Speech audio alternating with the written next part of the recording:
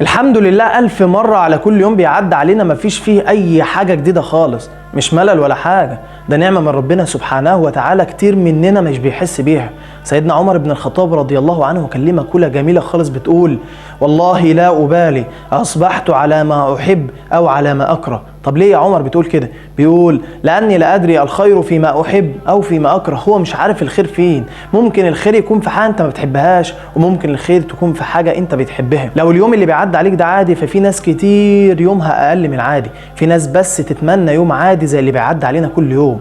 الرسول صلى الله عليه وسلم بيقول: من أصبح منكم آمنا في سربه معافا في بدنه عنده قوت يومه فكأنما حزت له الدنيا بحذافيرها. انت متخيل الرسول صلى الله عليه وسلم بيقول لك ايه؟ بيقول لك بس لو قاعد في بيتك آمن وعندك قوت يومك، بس قوت يوم واحد، وصحتك كويسة، انت كده ملكت الدنيا كلها. خليك فاكر دايما نشكر الله على الموجود يأتينا المفقود. بس كده، سلام.